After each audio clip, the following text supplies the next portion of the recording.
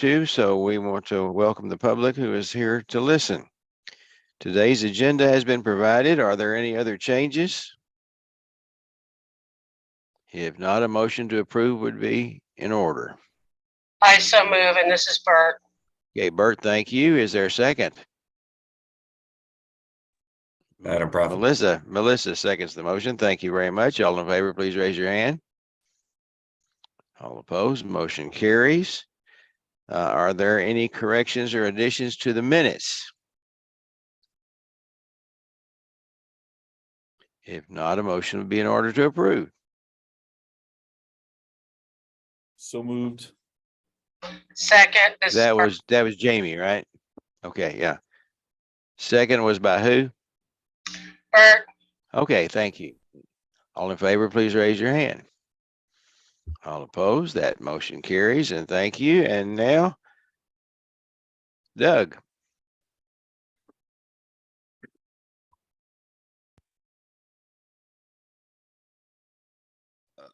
Okay, I was having trouble unmuting. Sorry. Am I sharing or are you, Lori? I can share. I did not have that pulled up, so give me 1 second. Sorry. That's all right. I haven't done it from home for a while, so I'm out of practice.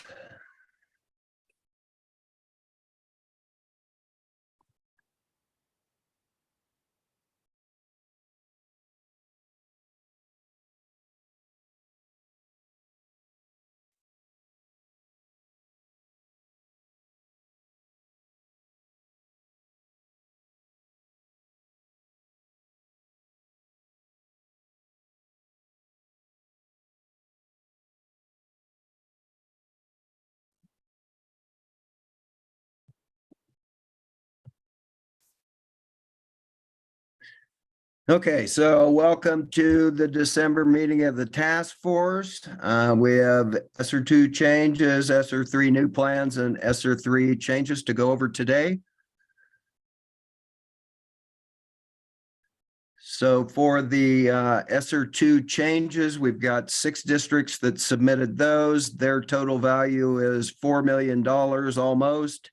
But the changes only represent $5 in changes, so really has no impact on any of our funding, any of our totals that are left. Just districts moving some money around. You'll see that Norton used up their last $5. They've also moved some money around to allow for premium pay. It's not $5 in premium pay. Deerfield moving some money around for some curriculum. Fort Scott for protective equipment and software. Then Riley County for some Chromebooks and premium pay, and Lyons for some premium pay. And then Hillsborough, some PD, and they have a capital improvement project for replacing some windows.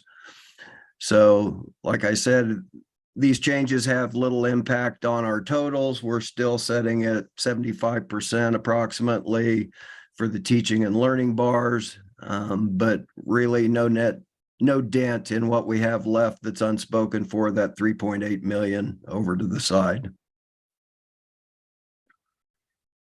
Any questions on ESSER 2? If not, a motion to approve would be in order.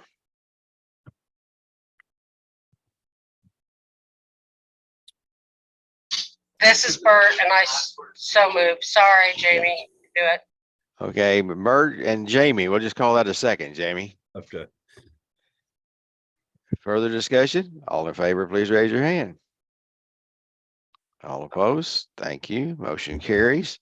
Let's go on to ESSER 3.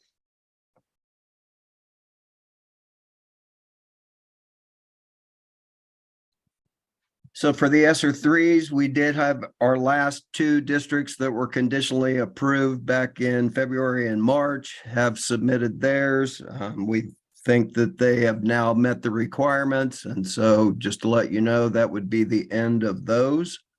Are there any questions about that? Chairman Porter, this is Bert Lewis, and it's not a question. It is a comment. In doing my due diligence to check with districts, since I represent the teachers, I sent emails to teacher leaders in those two districts. I received nothing from Donovan, but from Lewisburg, I received the message that says, we were not consulted on anything that dealt with ESSER funds. In fact, when we asked, we were pretty much told there wasn't much money. So I cannot agree to approve this. Okay.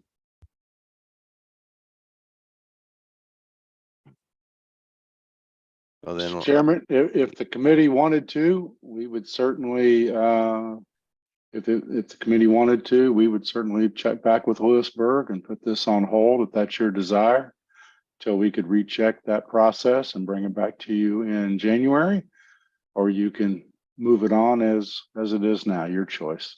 what is the desire of the task force? Have we, And Mr. Porter, I would support sending it back to the district if they're feeling they're not, if we're feeling we're not getting the information we need. Okay, thank you. Adam, anybody else? I've got a question. Are we consistently checking with each district on all their teachers? I am checking with the districts I have access to, Jamie. And that's pretty much any district that has a local KNEA association. You know, consistently throughout this process, Bert's been checking. But it's up to the group whether to You move might forward. want to just review kind of what our process is and looking at it. So as we look at what's submitted to us, there is quite a bit of back and forth. We ask questions, we ask the districts to supply us with how they did things. And we have gone off what they have submitted to us in writing, but we can certainly make contact with the district and the union to follow up on this and just put this on hold for another month. Since it's that brought up to us, I think it should be followed through and checked on. Okay, so to move this out of where we are now and send it back will require a motion. I've got another question. Sorry. Go ahead, Jamie. What did you have listed there? Intended uses of the funds? Does pushing it off put them in a situation where they needed to use the funds immediately? I do not think it, well, the funds aren't released until we have a completed application, so they do not have access to the funds. They can always run, the way I understand it, they can run those accounts into the negative with the anticipation that they will get the funds eventually. And Craig or Dean could correct me if I'm wrong. That's correct, Doug. And this is also a reminder that these were the conditional ones. So you, through us, approved and the board approved in February and March the line items originally. So they've been actually waiting at least that long because it's taken them this long to get back with the stakeholders. So it's been already 8 to 9 months. So they've waited that long. I would hope they could wait another month. Okay. Yeah. If I don't hear a motion, we're going to move on. But Chairman, I'll one make way the it list. could be done is if somebody moved to approve the ESSER 3 applications with the exception of those two, that motion would still leave those behind and move the other ones forward. That is correct, Frank. Thank you. Well, are we talking about two or just the one? Sorry, Mr. Chairman. I thought there was just the one that was. I am just opposing the one. I am not opposing Donovan County or Donovan So- West. So, and the answer to that would be just the one. Thank you. Well, we'll make that. I We'll would make move, wait a second. Let's just wait. Let's follow Frank's wisdom. Somebody needs to be Solomon today, and it's certainly apparently not me.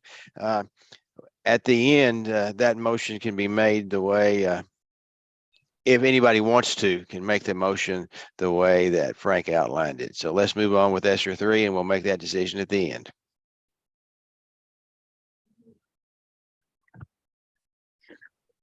Okay, so for ESER 3 today, we've got 13 districts with new plans that have been submitted. Those 13 plans represent about $19 million. And then we have 8 districts that have submitted ESER 3 changes, and the total amount for those 8 districts is 24.6 million, but the changes represent 1.2 million.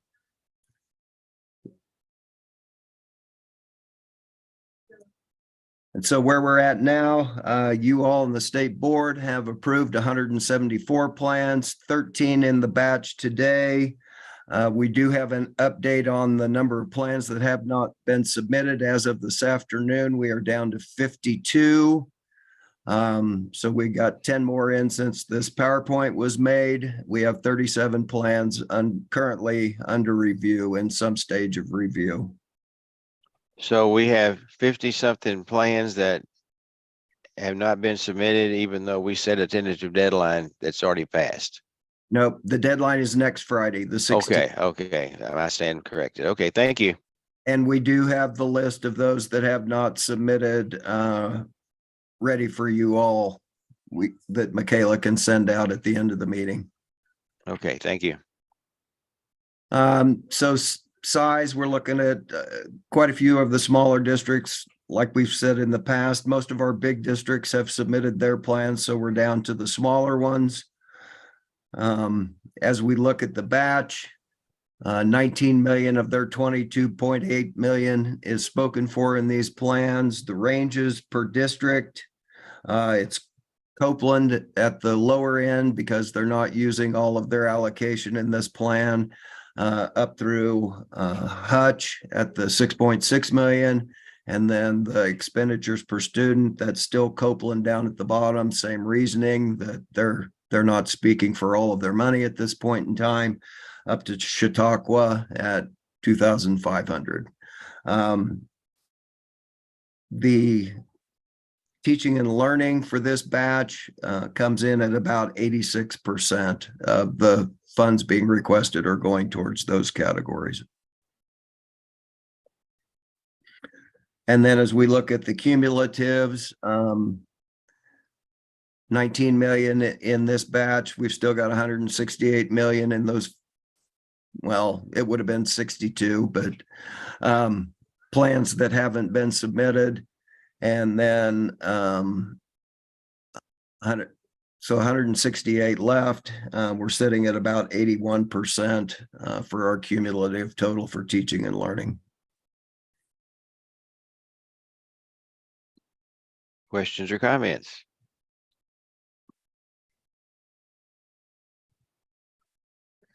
Go ahead.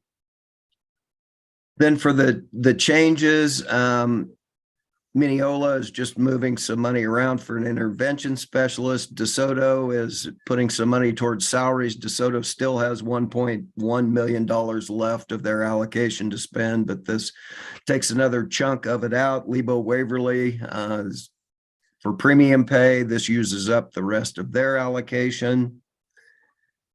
And then St. Francis, they'll still have a little bit of money left, but they're using some more money for instructional materials. Phillipsburg moving money around for textbooks and software. Pike Valley has a HVAC project that's been approved, and so that uses up the remainder of their allocation. And then the last one, the last two, Independence is for salaries. They still will have a little bit of money left, and then Lawrence is just moving some money around for some professional development. Like I said, these changes represent about $1.2 million, which you can see on the bar graph at the top there. So 19 million in new plans, 1.2 million in changes will leave us with about $167 million, still sitting about 80% for teaching and learning. Questions or comments? I'm going to ask a question to which I should know the answer. I've always been pretty careful about going over all this, but this week life happened and I have not done the due diligence that I should have. Is there anything in this process that was found in these applications that was found to be ineligible? No. Okay, thank you. At this time,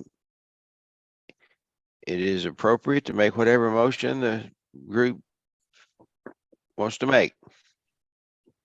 Chairman Porter, this is Bert, and I would recommend we approve the ESER threes with the exception of the Lewisburg. I would appreciate more information on that one. Okay, so I'll that's give it a- not, that is a motion. Jamie? I've got a question before we move on. Yes. I with the Lewisburg application, did they meet the requirements KSDE of KSDE's recommendation to approve? Based on the information that they provided us, yes.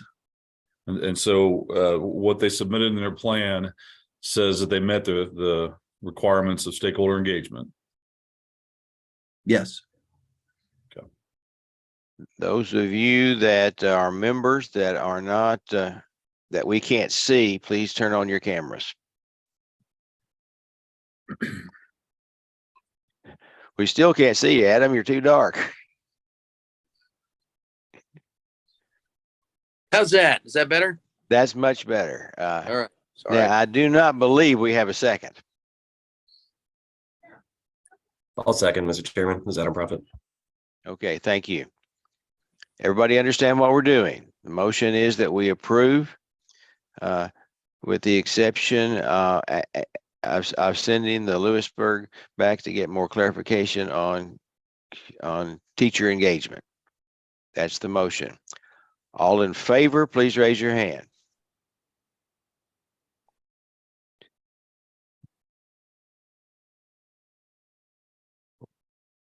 Okay, again, hold your hands up so make sure.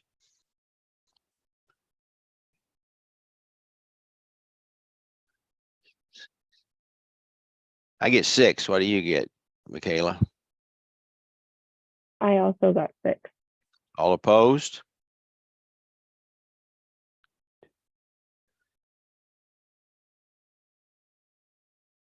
Abstain?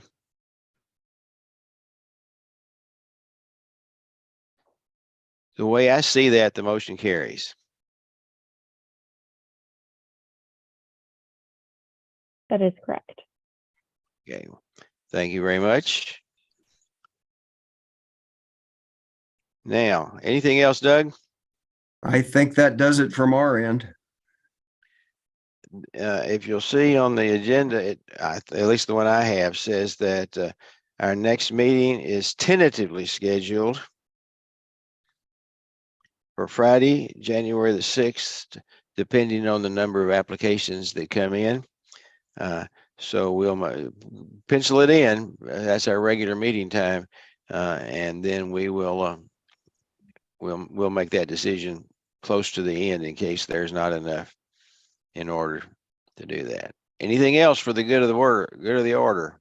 Mr. Chairman, I have a small announcement, big announcement to make, actually.